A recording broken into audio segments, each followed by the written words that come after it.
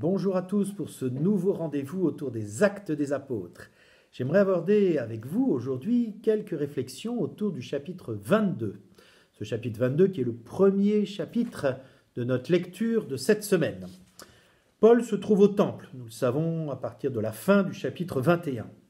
Et des Juifs d'Asie avaient remarqué Paul dans le temple et ils ont soulevé la foule qui criait « Israélite, au secours, le voilà, l'homme qui combat notre peuple ». Paul est accusé de profaner le temple. Et dans cette situation et devant cette violence, ça va être le tribun et les Romains qui vont lui permettre d'avoir la vie sauve. On le verra aussi comment les Romains, d'une certaine manière, protègent celui qui va se révéler être un citoyen romain. Et là, ça mérite du respect.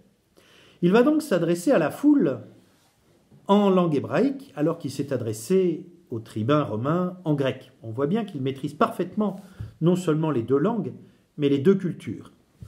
Ce que lui reprochent finalement les Juifs, c'est de s'opposer à la loi. Et il va démontrer à travers toute son histoire et son expérience personnelle comment non seulement il ne s'oppose pas à la loi, mais comment la rencontre avec le Christ en est l'accomplissement. Et c'est là où commence le chapitre 22.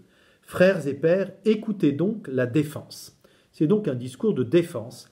Il va essayer d'expliquer, d'argumenter quels sont les tenants et les aboutissants de son enseignement et comment cet enseignement, loin de s'opposer à la loi des Juifs, vient au contraire lui donner une signification et une plénitude encore jamais atteintes. Il reprend toute sa vie, sa jeunesse. « Je suis juif », il insistera là-dessus, né à Tars en Cilicie.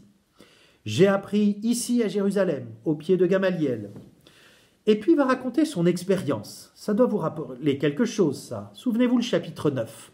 Sauf que là, c'est Paul qui parle.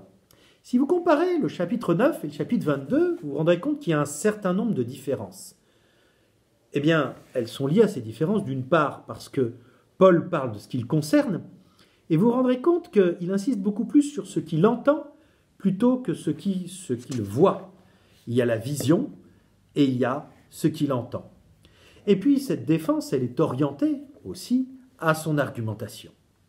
On voit combien l'événement de Damas, cette rencontre personnelle avec le Christ, est ce qui sous-tend tout son ministère, toute sa mission, toute sa vie. Comment rien ne peut s'expliquer sans cette rencontre avec le Christ. Voilà pour nous quelque chose qui est intéressant. Est-ce que nous aurions aussi dans notre vie cette capacité de relire toute notre histoire? Est-ce qu'il y a eu ces moments importants de rencontres personnelles avec le Christ et peut-être qui ont changé notre existence? Parfois, il y a ce qu'on appelle un chemin de Damas, un moment que l'on peut raconter avec précision, où il y a eu vraiment un avant ou un après, ou au contraire une lente transformation, un lent cheminement. Comment pouvons-vous nous en rendre compte? Avec quels mots? Dans quel langage? Il y a des expériences qui sont difficiles à dire, difficiles à transmettre. Voilà pourquoi nous avons aussi toutes ces versions, 3 en tout dans le livre des Actes des Apôtres, du récit de la vocation de saint Paul. Nous le retrouverons aussi au chapitre 26, mais dans d'autres circonstances. À bientôt.